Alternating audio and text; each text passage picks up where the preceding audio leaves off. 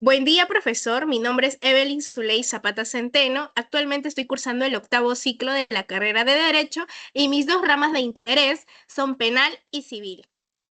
Buenos días, mi nombre es Fiorella Neda Ortega Melendris, me encuentro cursando el noveno ciclo y mis dos ramas de interés en la carrera de Derecho son penal y tributario.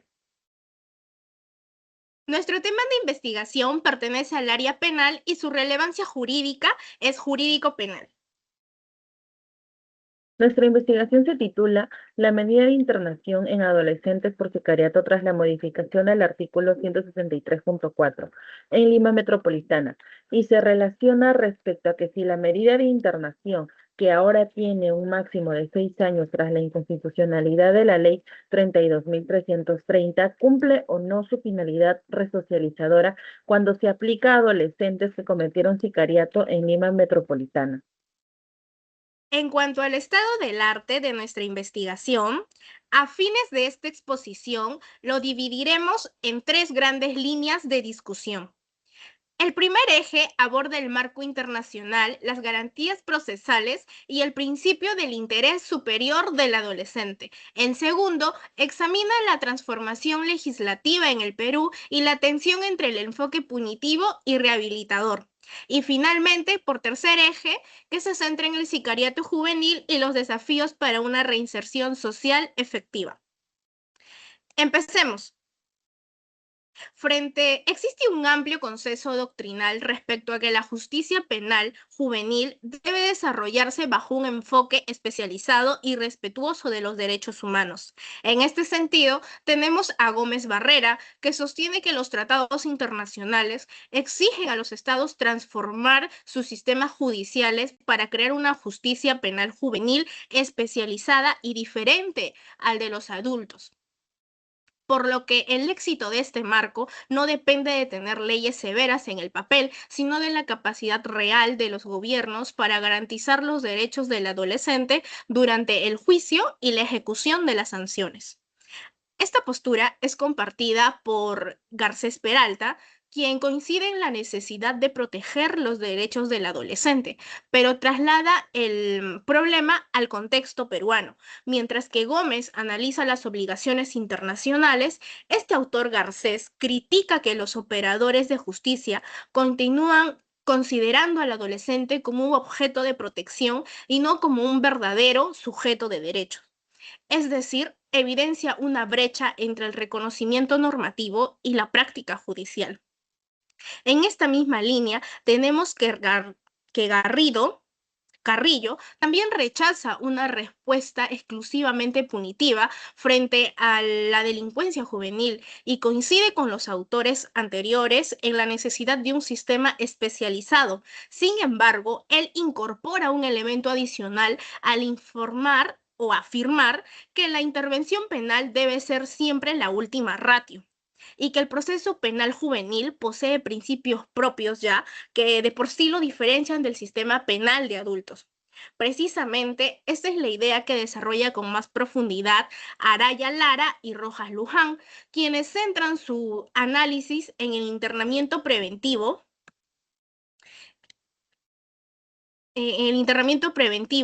eh, de que en Garrido, en la privación de la libertad debe ser excepcional, pero critican que la práctica son muchos jueces quienes utilizan una pena, esta pena anticipada y que son influenciados por la presión social y mediática. Y finalmente tenemos a Cuaresma Terán, Arocena y Vidarruy que trasladan esta discusión hacia la etapa de ejecución de la sanción y coinciden con los ya mencionados autores, Araya Lara y Rojas Luján, en que la finalidad del sistema no debe ser un castigo para estos adolescentes, pero discrepan con los modelos de resocialización que buscan transformar la personalidad o las creencias de estos adolescentes, porque consideran que ello vulnera su dignidad y excede con la función legítima del Estado. En consecuencia, este primer grupo de autores representan una idea en común, ¿no? Que es la justicia penal juvenil, que debe ser garantista, especializada y respetuosa del principio del interés superior del niño. rechazando cualquier utilización excesiva de la privación de libertad para estos adolescentes. Ahora, el segundo eje muestra cómo ese modelo garantista comienza a tensionarse al incremento de la criminalidad juvenil. Por ello, Alba Robles, Aroca Montolio y López Latorre sostienen que actualmente existe una disputa permanente entre dos modelos de justicia juvenil, uno garantista orientado a la educación y reinserción y otro claramente punitivo, impulsado por el populismo penal. Según estos autores, aunque muchas legislaciones latinoamericanas utilizan un lenguaje protector, en realidad continúan privilegiando respuestas de endurecimiento penal. Esta preocupación también es compartida por Córdoba López, quien analiza las reformas legislativas peruanas. Reconoce que, en teoría, dichas reformas buscan fortalecer la reinserción social. Sin embargo, coincide con Alma Robles al señalar que la falta de recursos, infraestructura y capacitación impide que estos objetivos se materialicen en la práctica. Precisamente ahora, Gorcho Trujillo y Guamán García respaldan esta crítica mediante evidencia normativa y estadística. Los autores demuestran que el incremento de la internación y el endurecimiento de las sanciones no han logrado disminuir la delincuencia juvenil.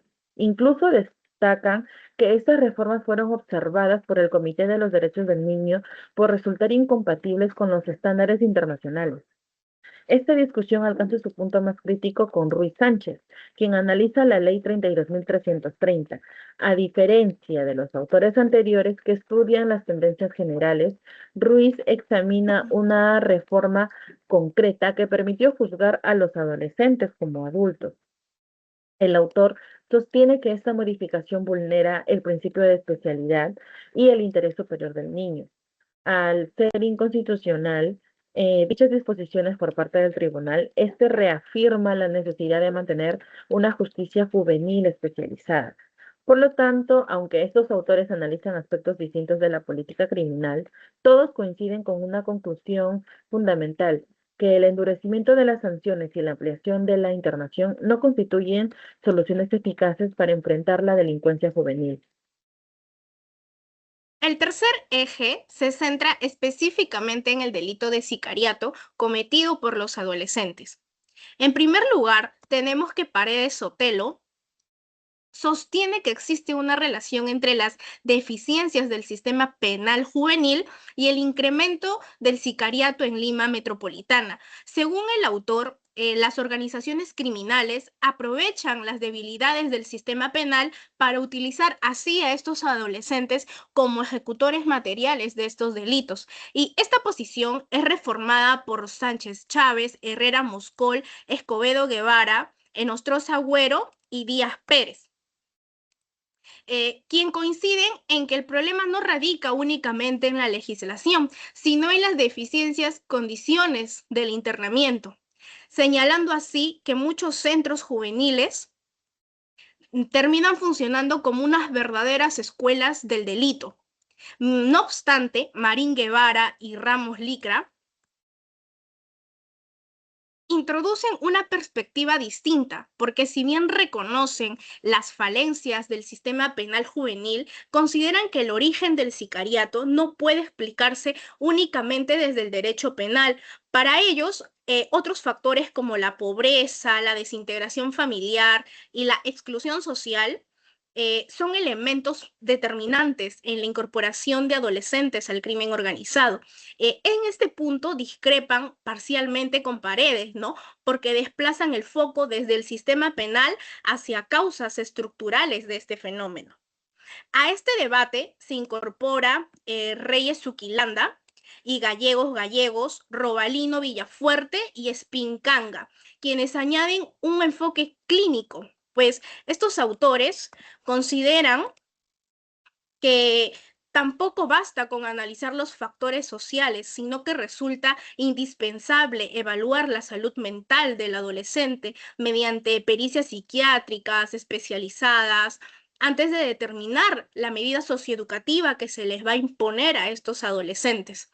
Por último, tenemos que Bermúdez Tapia, Maldonado Cando Bustamante y Cabrera coinciden en cuestionar la eficiencia de la internación, aunque desde perspectivas diferentes, pues mientras Bermúdez sostiene que la escasez de centros juveniles provoca el alejamiento de los adolescentes de su entorno familiar y así dificulta su rehabilitación, Maldonado Bustamante y Cabrera consideran que el verdadero problema aparece cuando el adolescente recupera su libertad, ya que el Estado no ha implementado programas de seguimiento que permitan consolidar su reinserción y evitar una reincidencia posteriormente.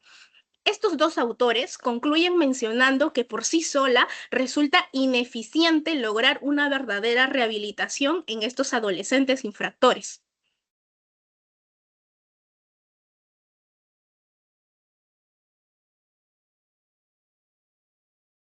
Como ha podido escucharse, la literatura revisada presenta importantes coincidencias, pero también diferencias relevantes. Este consenso en que el sistema penal juvenil debe mantener un enfoque garantista y orientado a la reinserción social. Asimismo, la mayoría de autores coincide en que el endurecimiento de las sanciones y el incremento de la internación no han demostrado ser soluciones eficaces. Sin embargo, discrepan respecto de las causas que explican el incremento del sicariato juvenil, mientras que algunos autores atribuyen el problema a las deficiencias normativas e institucionales del sistema penal juvenil, otras destacan factores sociales, económicos o incluso psicológicos como elementos determinantes.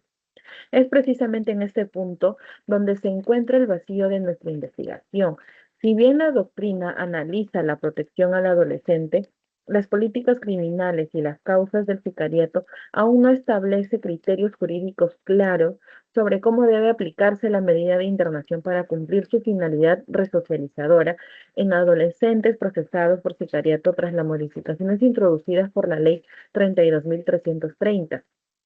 Ese vacío es el que busca abordar la presente investigación. Los autores coinciden en que la justicia penal juvenil no debe centrarse únicamente en sancionar al adolescente, sino también garantizar sus derechos y promover su reinserción social, que este es el fin que tiene el Código de Responsabilidad Penal de Adolescentes. Por ello, se tomó como base los principios como el interés superior del niño, la especialidad y la aplicación excepcional de la medida de internación. Estos conceptos son fundamentales para nuestra investigación porque nos permiten evaluar así si la medida de internación después de las modificaciones introducidas por la Ley 32.330 y el uso ahora del artículo 163, inciso 1, cumple con la finalidad resocializadora en los adolescentes procesados por sicariato. En las siguientes PPTs se puede observar nuestra bibliografía, que está citada en APA y de acuerdo al orden alfabético. Eso sería todo por parte de nuestra exposición. Muchas gracias. Muchas gracias.